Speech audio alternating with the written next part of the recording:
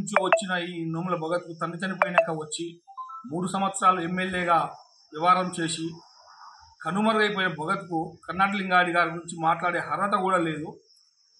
Elections వచ్చినాయి అంటే రావడం, ఒక 2 రాళ్ళు ఇసిరేయడం, సార్ మీద వెళ్ళిపోవడం జరుగుతున్నది ప్రతిసారి. ఈ సంఘటన, ఇలాంటి సంఘటన ఇంకోసారి రిపీట్ జరిగితే భగత్ గుర్తుంచుకో, నువ్వు పెద్దవరం మండలంలో అడుగు కూడా పెట్టలేని పరిస్థితి. మా లింగారెడ్డి సార్ గురించి నీకు ఏం తెలుసని మాట్లాడుతున్నావు?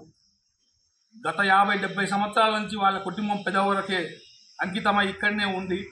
ఈ రోజు కూడా వారంలో 5 రోజులు హెడ్ క్వార్టర్లో ఉండే వ్యక్తి ఎవరే అంటే ఒక కర్ణాటక లింగారెడ్డి గారే. నీ లెక్క ఎక్కడి నుంచో వచ్చిన వలసవాది కాదు మా సారు. స్థానికంగా ఉండి స్థానిక సమస్యలు పరిష్కరించుకుంటూ జానారెడ్డి గారి ఆశీస్సులతోటి, మొత్తం కుందూరు జేవీ రెడ్డి ఆశీస్సుల గారితో ఈరోజు ఇక్కడ ఉండి ఇక్కడ ప్రతి సమస్య, నీళ్ళ సమస్య, కరెంటు సమస్య, రోడ్ల సమస్య, ప్రతి ఒక్కటి అణువున చేసే వ్యక్తి ఒక కర్ణాటక లింగారెడ్డి గారే. ఆ సంగతి నువ్వు గుర్తుంచుకోవాలి. అలాగే పెద్ద ఊరిలో నిన్న జరిగిన రోడ్ షోలో మండల పార్టీ అధ్యక్షుడు ఏదో 30 ఎకరాల భూమి కబ్జా చేసిందని చెప్పినావు కదా. 30 ఎకరాలు కాదు కదా, 3 గుంటల భూమికి ఇట్లా మేము కబ్జా చేసినట్టు నువ్వు నిరూపించగలిగితే నా యావతి ఆస్తి నేను పెద్దవారి గ్రామానికే రాసిస్తా. అలాగే శ్మశాన వాటిక మలుపుకున్నాడని చెప్పగలిగినావు.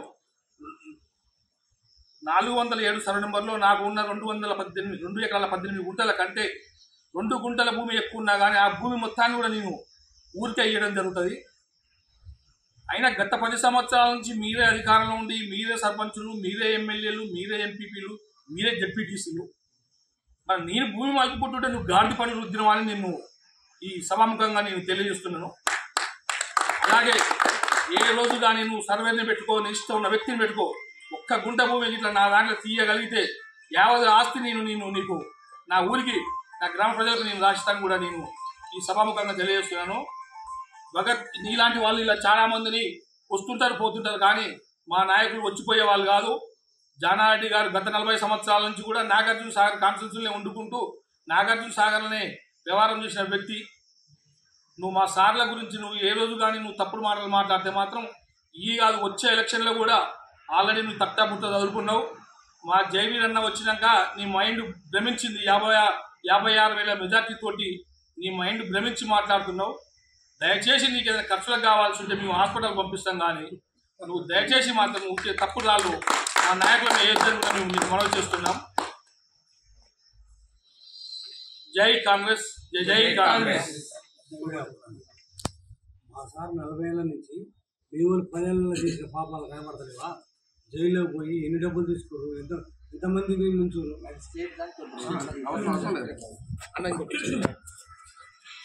భగత్ నీ కార్యకర్తల లెక్క మేము పోలీస్ స్టేషన్లలో పంచాయతీలు చేసి పంచాయతీలు పెట్టి ఎప్పుడు పంచాయతీ దొరుకుతా అని మేము పోలీస్ స్టేషన్ల చుట్టూ ఎదురు చూసే వ్యక్తులం కాదు. ఒక ప్లాట్ ఉందంటే దాన్ని కంపేపిస్తారు నీ వాళ్ళు, పంచాయతీ చేస్తారు. ఆ పంచాయతీతో బతికే వ్యక్తులు నీ కార్యకర్తలు, నీ లీడర్ల సంగతి కూడా నువ్వు గుర్తుంచుకోవాలి. ఈ రోజుకు మేము మా సార్ ఆధ్వర్యంలో 30 సంవత్సరాల నుంచి ఆయన ఎమ్మటి పనిచేస్తున్నాం. ఒక మచ్చలేని మా నాయకుడు మేము తప్పు చేస్తే కూడా మమ్మల్ని ఖండిస్తాడు. అలా మర్చిపోయి నువ్వుకినే మతి భ్రమించి మాట్లాడడం ఇది నీకు సబబు కాదు. రాజకీయం అనేది వస్తుంటుంది పోతుంటుంది, కానీ నీ స్థాయిని మించి కూడా నువ్వు మాట్లాడొద్దని చెప్పేసి మేము ఈ సభాముఖంగా నీకు హెచ్చరించడం జరుగుతున్నది.